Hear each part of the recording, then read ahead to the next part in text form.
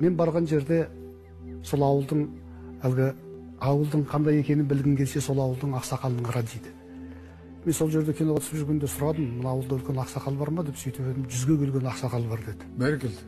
Сол мен айттым, жанымдағы өзіммен бірге әріптестерім жүрген. Соларға айттым, қолдарың бос па? Сәлем бір қайтақ. Барып сәлем берейік үлкенге. Қазақтың жолы ғой. Ақсақалдың батасын алайық, мен сол батамен өскенмін деп.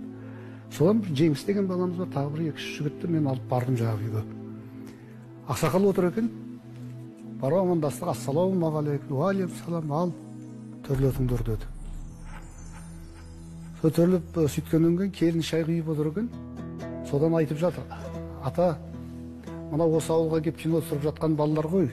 Мынау баяғы өзіңіз жақсы көретін Ақылбай ақсақал ұят болмасындағы деді. Сөйтіп өтіп қарады, ой айналайын, Бекжансың ба деді. Бірден атымды айтты. Кел төрлет. Сенің орның төр балам, кел. Деді, содан жағы жанына қатар жайғастық. Жайғасқаннан кейін ақсақал жағы сұрап жатыр менен. Мал жан, ел жұртың аман ба, қай жерденсің?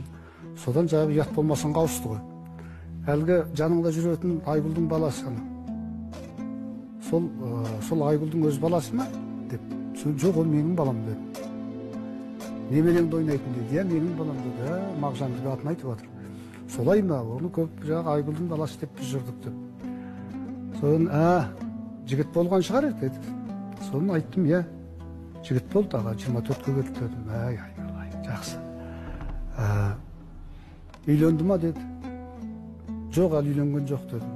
Енді бір жақсы иманды, ибалы бір келін жолғысын әкім.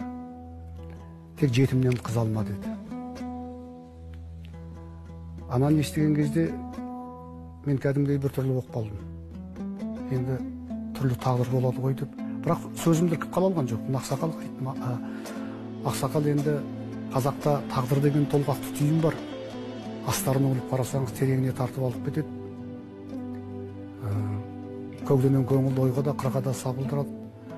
Бүкіл ғұмырың тізгіні сол жалғыз ауыз сөзде тұр ғой деген кезде күлді. Сен анау орағытып әртіссің ғой, алыстан алып келе жатқаннан түсіндім балам. Жетімде балам әке шешесі жоқ адамды айтпайды деді. Жетім деп тәрбиесіз өскен жетесіз айтады балам деді.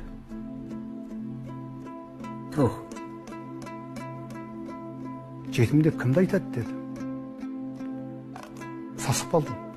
Жетім деп сөйтіп едім. Құлдықта жүрген ер жетім балам. Ел қонбаса жер жетім.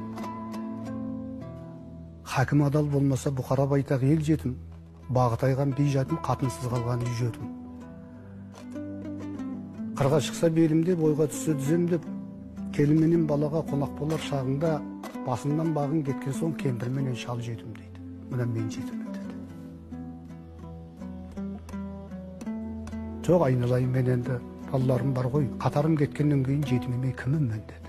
Жетім деп соны айтады балам. Мен сенің не айтайын дегенін түсіндім деді. Менің жүрегім толқып кетті. Апырай, әлі де бар екен ғой бізде ақсақалдар, айтатын адамдар бар екен ғой.